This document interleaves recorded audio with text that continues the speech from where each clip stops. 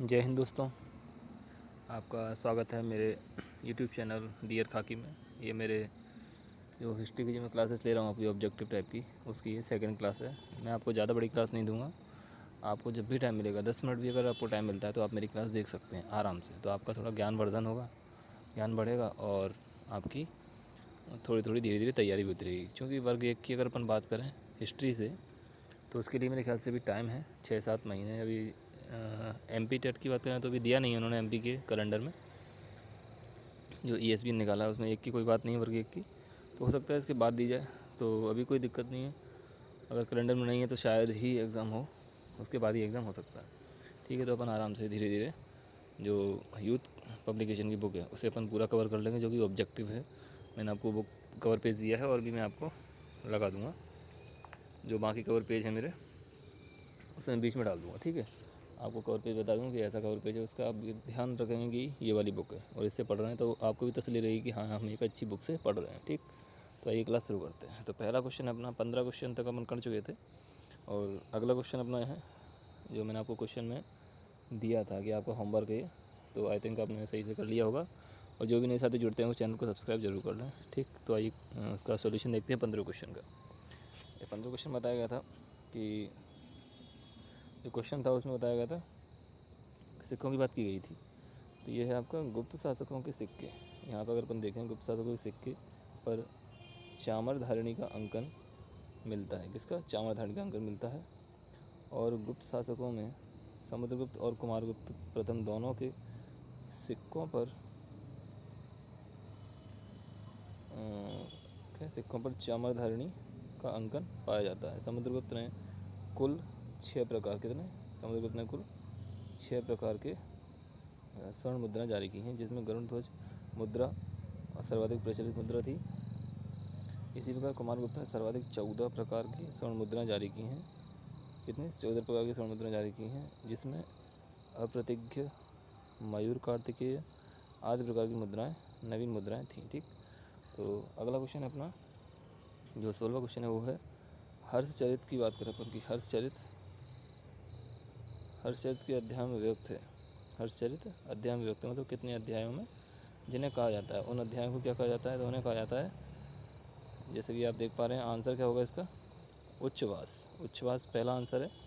ये अपना उच्छ्वास है वो पहला आंसर है इसका। ठीक है,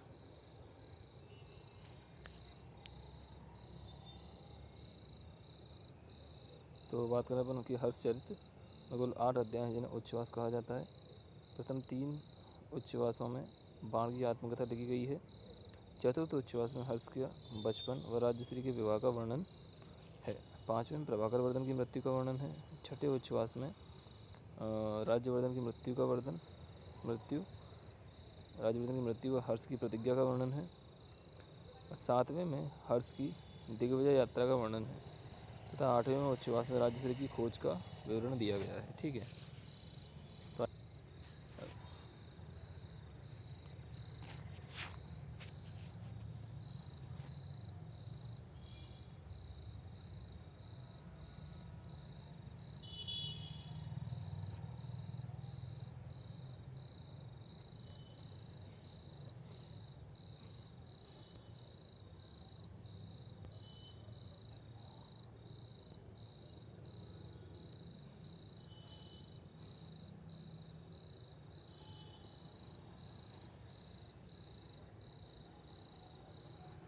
अगला क्वेश्चन आपका कि प्राचीन काल में नालंदा महाविहार के कुलपति कौन थे?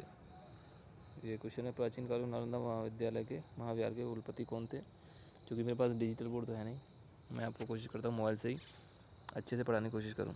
तो ये आप इस पर ना जाएँ कि बार बार गलती होती है, गलती को सुधार देता हूँ। ठीक है, और ऐसी गलती होती रहेंगी तो आप ज़्यादा दिमाग पर ना लें। ठीक, तो क्वेश्चन है, प्राचीन काल में नालंदा महाविहार के कुलपति कौन थे? तो इसका आंसर देखेंगे अपन, गुणमती, दीपंकर, सारिपुत्र या शीलभद्र। तो आंसर है इसका क्या? शीलभद्र इसका आंसर है। शिक्षा के केंद्र के रूप में नालंदा बौद्ध विहार,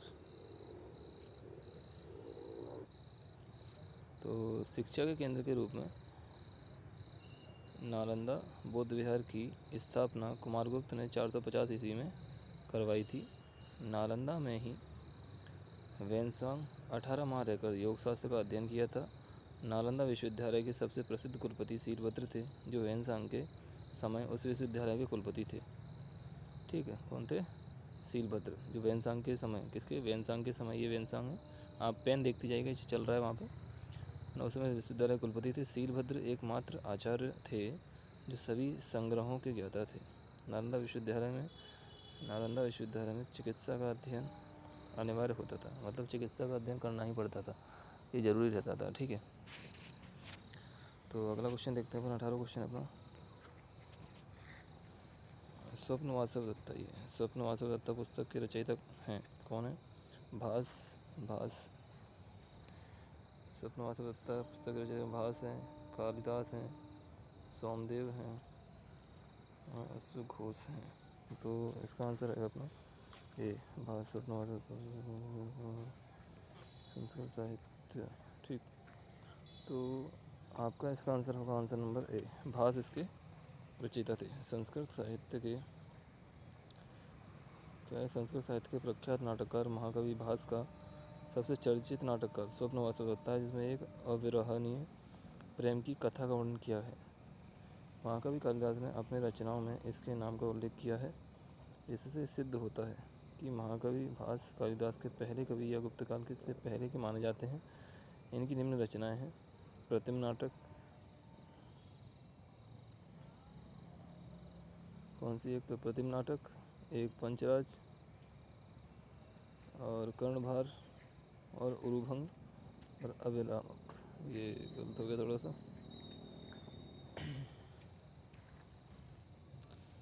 अगला क्वेश्चन है अपना कि किस प्रतिहार शासक के शासनकाल के में प्रसिद्ध ग्रंथ कुवलय माला की रचना, किसकी? कुवलय माला की रचना, ये है पेन, कुवलय माला की रचना की गई थी। नागभट्ट प्रथम, नागभट्ट द्वितीय, वत्सराज या भोजराज। आंसर होगा इसका सी, वत्सराज के शासन प्रसिद्ध ग्रंथ कुवलय माला की रचना की गई थी वत्सराज के शासनकाल में। और लाइए इसकी व्याख्या पढ़ लेते हैं कि नागभट्ट प्रथम की मृत्यु के पश्चात उसका पुत्र वत्सराज अगला शासक हुआ। इन्होंने बंडी वंश को पराजित किया तथा बंगाल के पाल शासक धर्मपाल को भी पराजित किया। वत्सराज की रानी सुंदर देवी से नागभट्ट द्वितीय का जन्म हुआ, जिन्हें नागवलोक कहते हैं।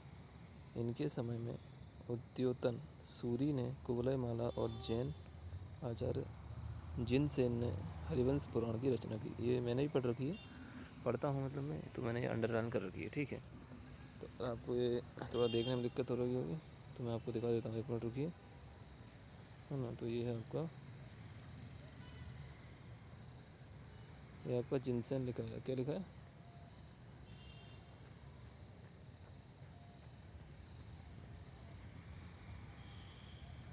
ये जिनसेन है, जिनसेन, जैन आचार्य जिनसेन ने इसकी रचना की थी।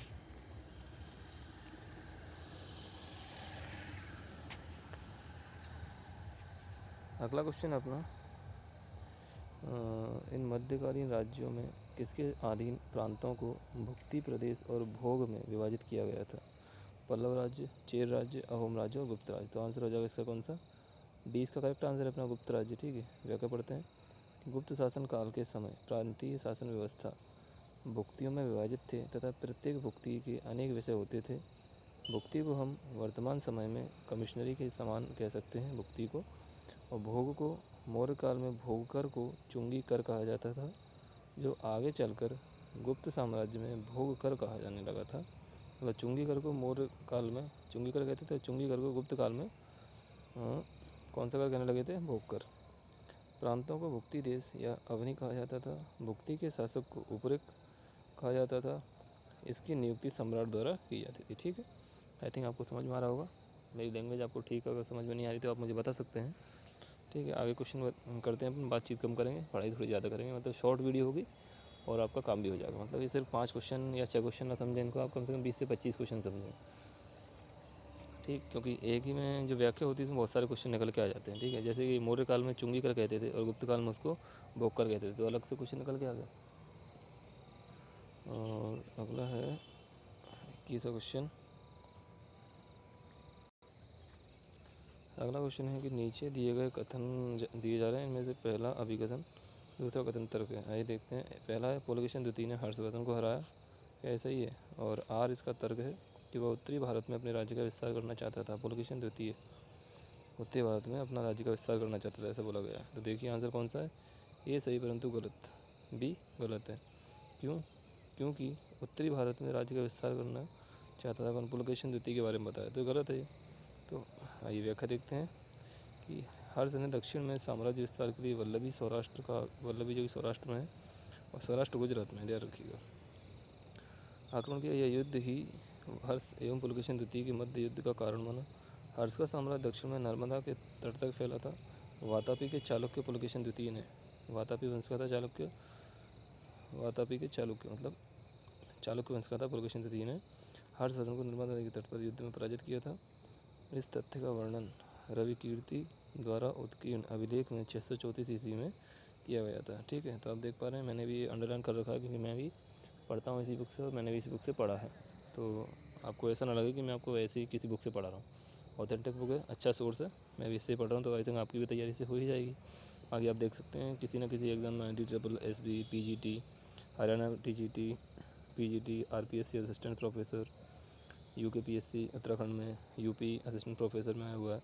तो ऐसे क्वेश्चन बहुत सारे, ठीक है। ये प्रोफेसर में आया हुआ है, ये प्रोफेसर क्वेश्चन, मतलब हल्के क्वेश्चन नहीं है। तो छोटे मोटे एग्ज़ाम तो ऐसे ही निकल जाएंगे अगर अपन इतनी डिमांड वाली बुक है ये, अगर इससे पढ़ रहे हैं तो छोटे एग्ज़ाम मेरे ख्याल से वर्ग 1 या वर्ग 2 में जो भी हिस्ट्री आएगी वो आप आराम से कवर कर लेंगे। ठीक, अगला क्वेश्चन आपका, गुप्तकालीन प्रशासनिक अधिकारी और ये दायित्व क्या थे उनके? तो दंडपाशक, सेनाध्यक्ष, ये मिलाना है आपको। तो मिलाने के लिए आप नीचे देख सकते हैं कि दंडपाशक पुलिस विभाग का प्रधान अधिकारी होता था। महाप्रतिहार राजमहल के रक्षकों का प्रधान था। महाछपटलिक आय व्यय का लेखा जोखा रखने वाला अधिकारी था।